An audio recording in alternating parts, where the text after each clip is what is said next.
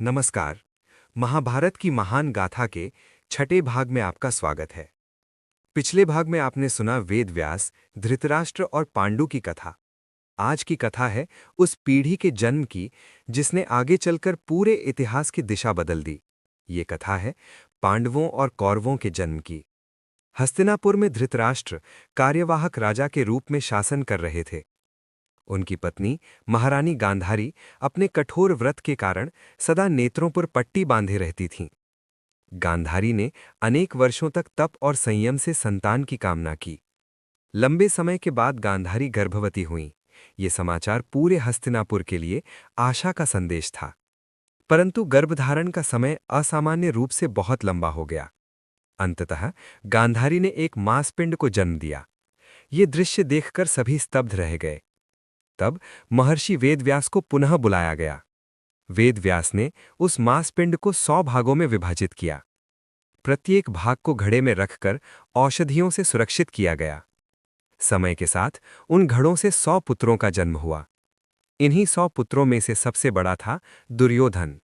ये सभी कहलाए कौरव। उधर वन में राजा पांडु अपनी पत्नियों कुंती और माद्री के साथ जीवन व्यतीत कर रहे थे। श्राप के कारण पांडु संतान उत्पन्न नहीं कर सकते थे। कुंती के पास एक दिव्य वरदान था, एक मंत्र जिससे वे देवताओं का आवाहन कर सकती थीं। कुंती ने सबसे पहले धर्मराज यम का आवाहन किया। उनसे जन्मे धर्म, सत्य और न्याय के प्रतीक धर्मराज युधिष्ठिर। इसके बाद कुंती ने वायुदेव का स्मरण किया। उनसे जन्मे अपार बल के स्वामी भीम।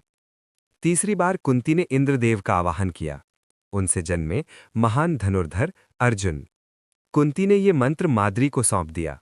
माद्री ने अश्विनी कुमारों का आवाहन किया। उनसे जन्मे सुंदर और तेजस्वी नकुल और सहदेव। ये पांचों पुत्र कहलाए पांडव।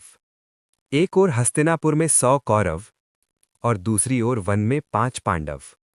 नियति ने एक ही समय में 2 विपरीत धाराओं को जन्म दिया।